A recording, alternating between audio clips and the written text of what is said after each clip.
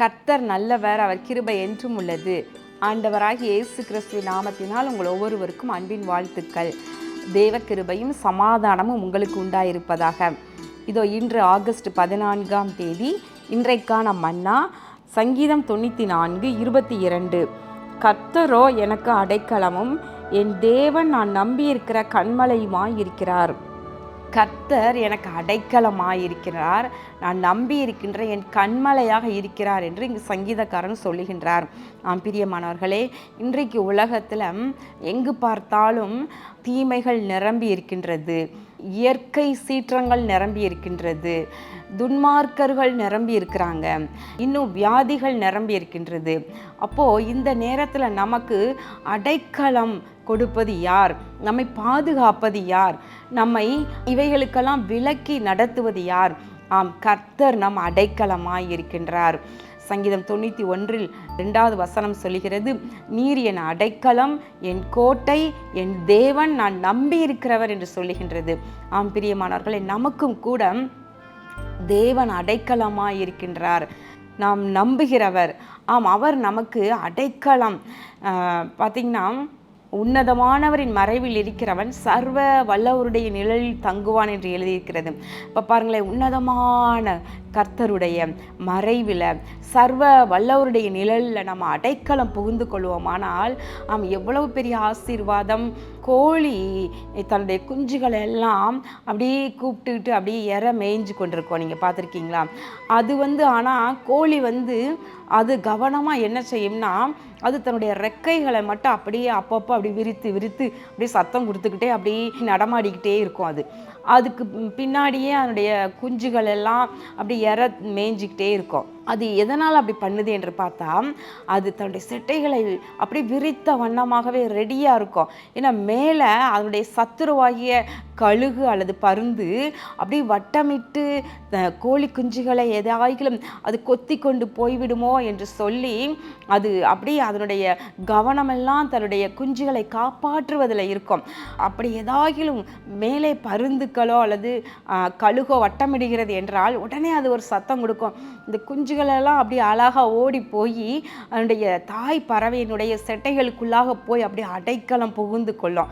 அப்படியே அதனுடைய சிறகுகளால் அது அப்படி மூடிக்கொள்ளும். நீங்கள் கவனிச்சிருக்கிறீங்களா? அந்த வீடியோவில் பாருங்கள். அப்படி அழகாக அதை மறைத்து கொள்ளும். அப்படி மறைத்து கொண்ட உடனே அந்த கழுகு அந்த குஞ்சுகளை கொத்தி போகவே முடியாது. அது கோழியினுடைய சிறகுகளுக்குள்ள அது ஒளிந்து கொண்டிருக்கிறபடினால அதை பறித்து கொண்டு போகவே முடியாது. அதே போல தான் நம்முடைய தேவனும் கூட அருமையாய் அவர் செட்டைகளுக்குள்ளாக வந்துவிடும்படியாக எப்பொழுதும் ஆயத்தமாய் இருக்கின்றார். அவர் தமது சிறகுகளாலே உன்னை மூடுவார், அவர் செட்டைகளின் கீழே அடைக்கலம் புகுவார் என்று எழுதியிருக்கிறது போல நாம் அவரை தாபரமாக அடைக்கலமாக கொள்ள வேண்டும். ரூத் புத்தகத்தில் அருமையான ஒரு வசனம் இருக்குது. ரூத் 2ஆவது அதிகாரம் 12ஆவது வசனத்தில் அங்கு அழகா சொல்லப்படுகிறது, இஸ்ரவேலின் தேவனாகிய கர்த்தருடைய செட்டைகளின் கீழ் அடைக்கலமாய் வந்த உனக்கு அவராலே நிறைவான பலன் கிடைப்பதாக. பாருங்களேன், அப்போது தேவனுடைய செட்டைகளின்குள்ளாக வந்த உனக்கு நிறைவான பலன் கிடைப்பதாக என்று அன்றைக்கு ரூத்துக்கு சொல்லப்பட்டது. ரூத் யாரு? ஒரு மோவாபிய பெண். அவள் தன் கணவனை இழந்திருக்கிறாள், பிள்ளை இல்லாமல் இருக்கின்றாள். ஆனாலும் கூட தன்னுடைய மாமியாரோடு இஸ்ரவேல் தேசத்திற்கு ஓடி தன் மாமியாருடைய தேவனாகிய கர்த்தரை அவள் தாபரமாக கொண்டாள், அடைக்கலமாக கொண்டாள். உன்னுடைய தேவன் என்னுடைய தேவன் என்று சொல்லி அவள் பார்த்தீங்கன்னா இஸ்ரவேலின் தேவனாகிய கர்த்தருடைய செட்டைகளுக்குள்ளாக அவள் அடைக்கலம் புகுந்து கொண்டாள்.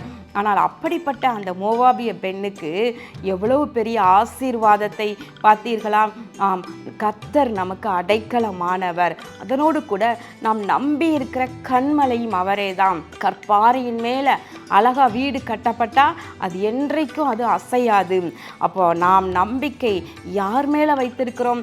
கன்மலையாகிய கிறிஸ்துவின் மேலே நம்ம நம்பிக்கை இருக்குமானால் நாம் அசைக்கப்படாதிருப்போம். ஜெபம் பண்ணுவோமா? எங்கள் அன்பின் பரலோக பிதாவே, இதோ இந்த நாளிலும் கூட ஆண்டவரே உம்முடைய பிள்ளைகள் உம்மை அடைக்கலமாய் கொள்ளட்டும். அவர்களுடைய நம்பிக்கை கண்மலையாகிய கிறிஸ்துவின் மேலே இருக்கட்டும். தகப்பனே, இதோ இஸ்ரவேலின் தேவனாகிய கர்த்தருடைய செட்டைகளின் கீழ் அடைக்கலமாக வந்த அந்த ரூத்துக்கு அன்றைக்கு நீர் ஆண்டவரே பாதுகாப்பை கொடுத்து ஆசீர்வாதத்தை கொடுத்து அழகாய் நடத்தினீரே. இது உம்முடைய பிள்ளைகள் உம்மை அடைக்கலமாய் கொண்டிருக்கிறபடியினால அவர்களுக்கு தேவையான பாதுகாப்பையும் ஆண்டவரே ஆசீர்வாதங்களையும் நிறைவாய் கட்டளையிடுவீராக. இயேசு கிறிஸ்துவின் நாமத்தினாலே வேண்டிக் கொள்கிறேன் நல்ல பிதாவே, ஆமேன்.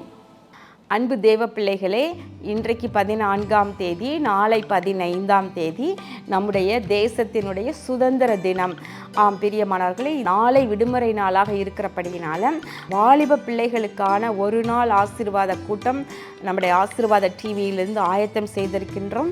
இதற்கு வாலிப பிள்ளைகள், தம்பி தங்கச்சிமார்கள் நீங்கள் வந்து கலந்து கொள்ளும்படி அன்போடு கேட்டுக்கொள்கின்றேன். ஒருவேளை ஆசீர்வாத டிவி நேயர்கள் உங்களுடைய குடும்பத்து வாலிப பிள்ளைகளை சென்னை மற்றும் சுற்றுப்புறங்களில் இருப்பவங்க நீங்கள் அனுப்பி வையுங்கள். உங்கள் பிள்ளைகளுடைய வாழ்க்கையில் கர்த்தர் பெரிய ஆசீர்வாதத்தை, மாற்றங்களை ஆண்டவர் கட்டளையிடுவார். கர்த்தர் உங்களை ஆசீர்வதிப்பாராக. ஆமேன்.